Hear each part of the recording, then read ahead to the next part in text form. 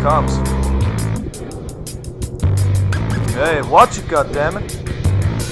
Crazy bastard.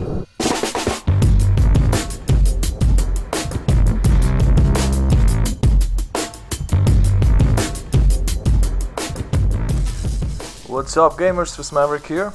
Welcome to my BLUFOR Showcase video where I introduce the new content that is available in the ARMA 3 beta. I will show you the new vehicles, weapons and units, as well as have a quick flight with a attack chopper and go diving with the brand new STV. Alright tough guys, let's do this. The first aircraft we're looking at is the AH-99 Blackfoot. It's obviously inspired by the Comanche and features everything an attack chopper is supposed to have. As you can see, you got some sort of HUD that is turning if you move your head. For me, I use track AR. Track AR support is pretty good in this helicopter. I can look around freely, except leaning does not work, which is unfortunate. The displays for instruments and radar and all that are partially functional, but not 100% yet. Maybe that's going to change for the full version. This helicopter has a 20mm Gatling gun turned that is controlled by the gunner obviously, as well as Dagger air-to-ground missiles and air-to-air missiles. Alright, let's take this baby out for a spin.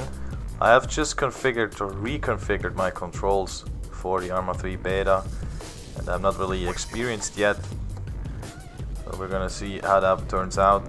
As far as I can say, the flight physics have not really improved compared to the previous version. It sure does feel different than flying the AH-9 for example in the alpha version, but it doesn't seem to be that much of an improvement. Except for the weird color, I do like the chopper. There's a really aggressive streamlined design that has definitely some stealth qualities as well. The helicopter's gear will retract itself shortly after takeoff. I'm not sure if it has something to do with the airspeed or the altitude above ground. That goes automatically.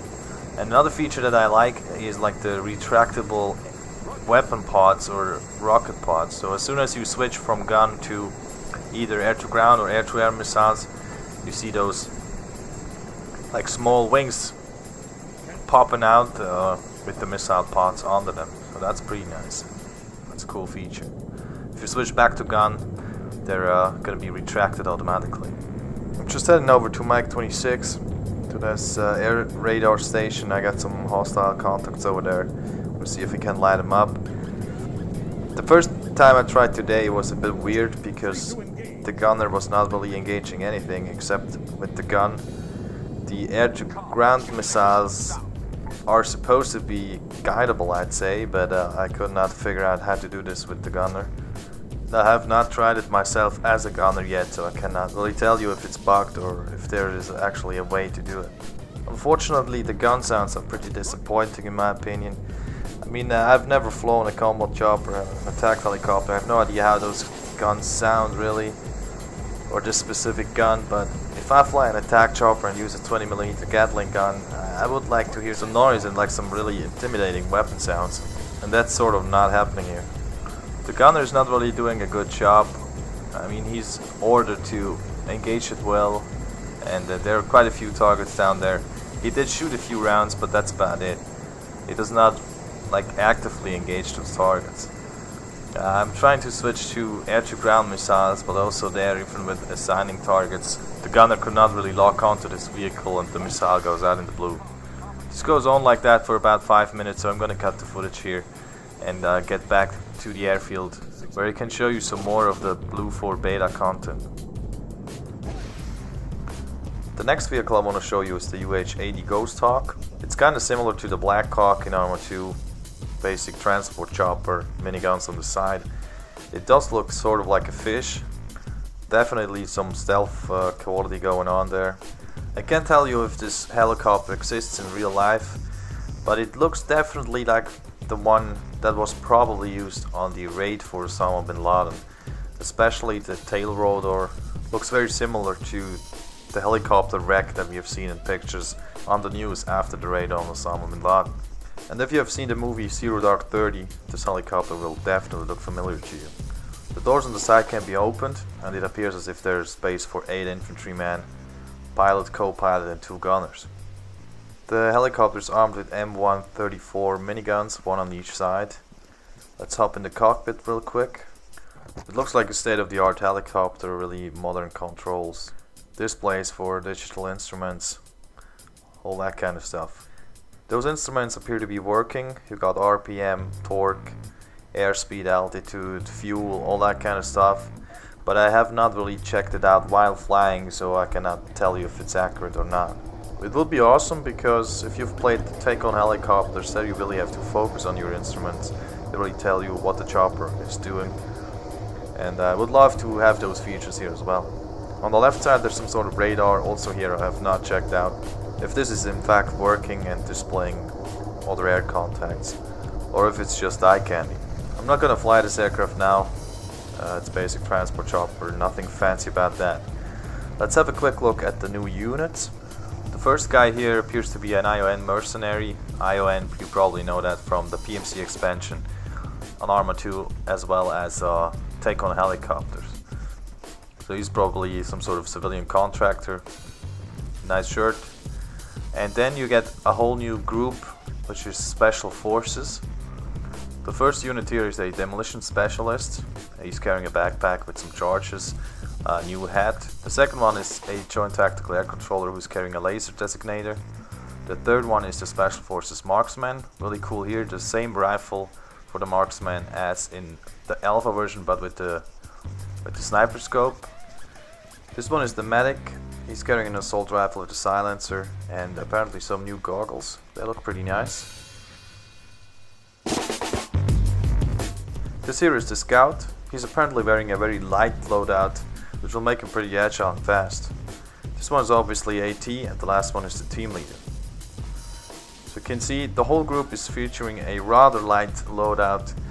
Most of them are not even carrying helmets and like tactical vests. Basically body armor. They do wear maybe a vest or just like a belt or something.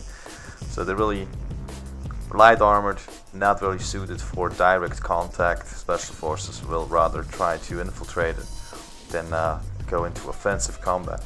Let's have a quick look at the new weapon. There's just one called a Vermin. Obviously inspired by the Vector.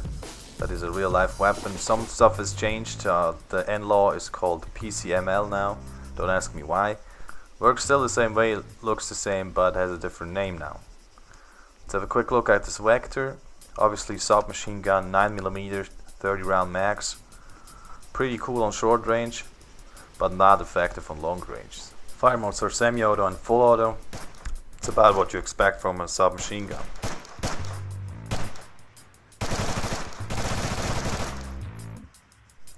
Let's have a quick look at the attachments.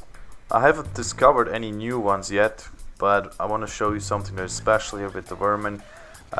This weapon does not have any rails on the side, so you cannot attach a flashlight or an eye or laser beam. You can use all the sights and scopes, apparently. I'm guessing also the 9mm silencers, but other than that you're limited. Just placed the sniper scope on this weapon now, which is ridiculous because it's not effective on long range. It looks kind of weird, but as you see here on the close-up, there are no rails on the side. There's no space for any rails because the barrel is that short, so no side attachments for this rifle.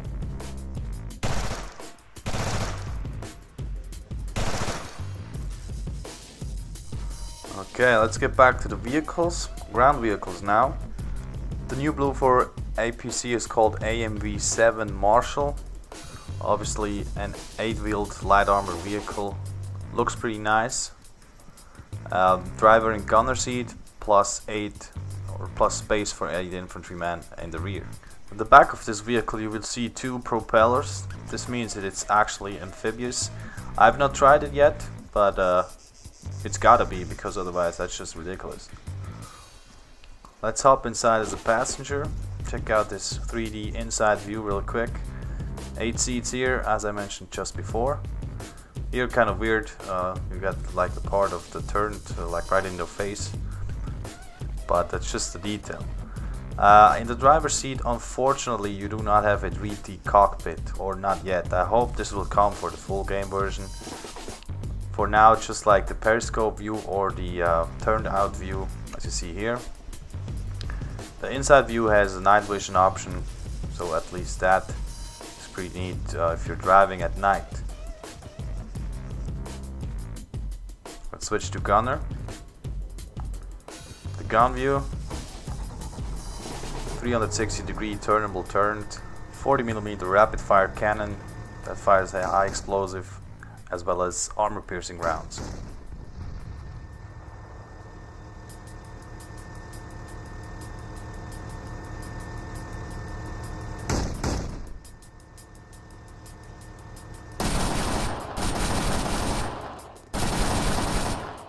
In addition to the main cannon, you get a coaxial light machine gun with caliber of 6.5mm.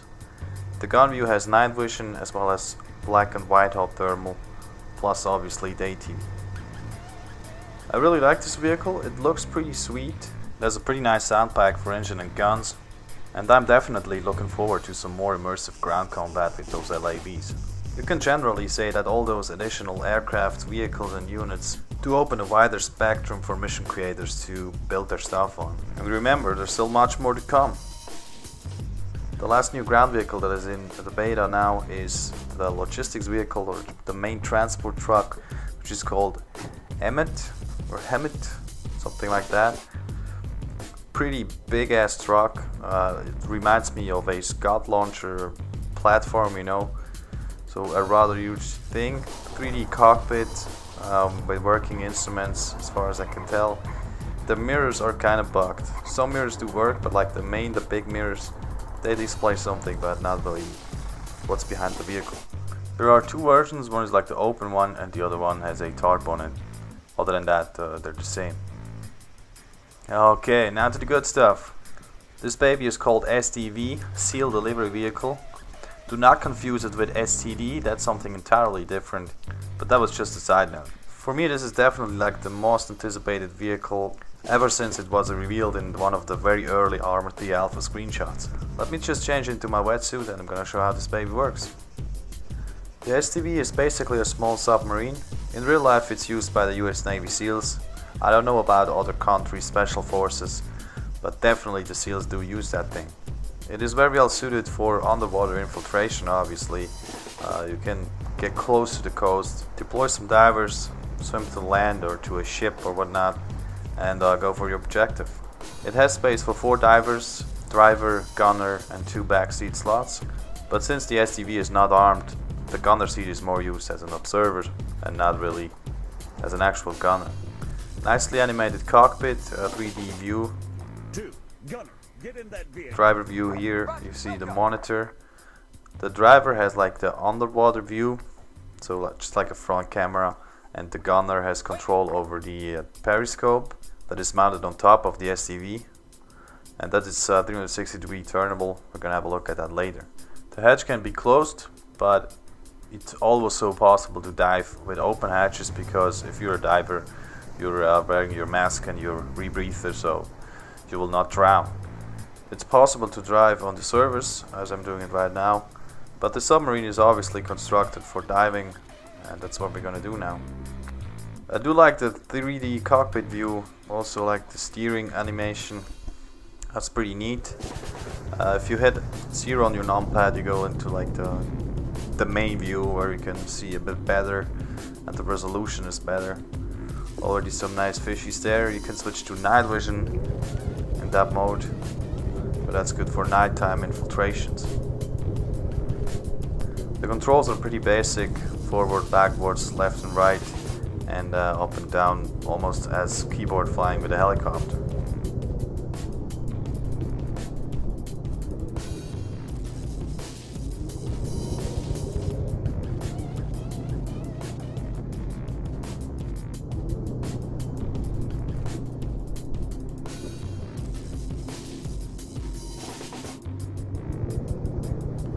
You also have some working instruments like the vertical speed up and down.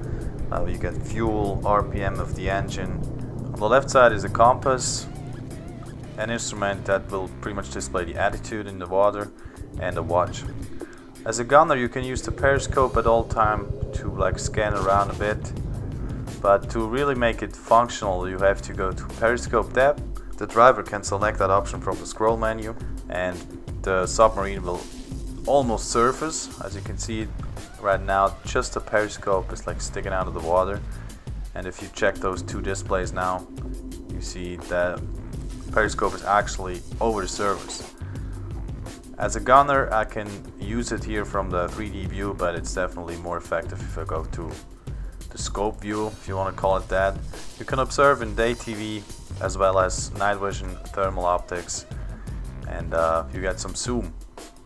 The coolest feature about this is though the laser marker. You can designate targets here from the water. Maybe if you're approaching a coast, you can designate targets for an airstrike. And once you took out some vehicles or some static defenses and whatnot, you can actually deploy your divers and go on land. That's pretty damn epic, and I'm looking forward to some awesome multiplayer gameplay. I'm generally really stoked about the whole underwater content that is brought to ARMA 3. It brings a completely new dimension to the game, and it opens doors for an entirely new spectrum of multiplayer or also single player missions. This raises this military simulator to an entirely new level, and I can't wait to create some missions with that new content. Alright guys, I think I'm done here. Those were the new aircrafts, ground vehicles, submarines, units, and the new weapon that is available for the BLUFOR set in the ARMA 3 beta. I hope you guys enjoyed this video. If you did, please leave a like, leave a comment, show me some love by subscribing. I'm gonna do a similar video for the OPFOR side and also the completely new faction, the Green Army, so check those videos out as well. If you want to watch my ARMA 3 beta live streams, they're available on my Twitch channel. You can find a link to that as well for Facebook, Twitter and Steam in the description below or on my channel page. Thanks a lot for your support. My name is Kriss. Catch you soon.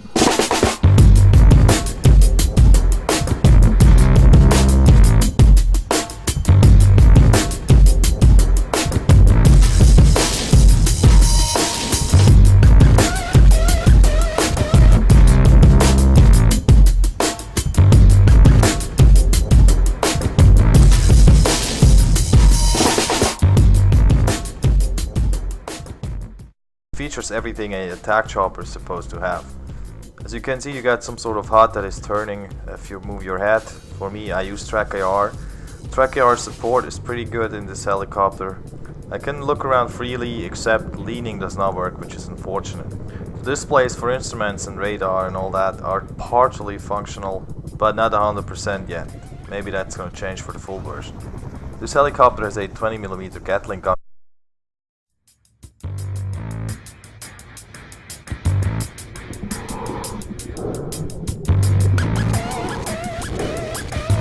Comes. Hey, watch it, goddammit! Crazy bastard.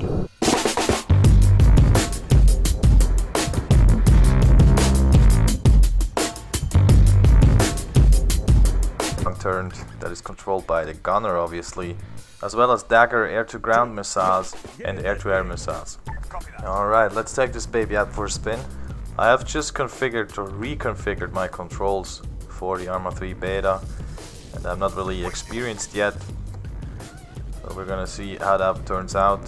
As far as I can say, the flight physics have not really improved compared to the previous version. What's up gamers, Kriss here.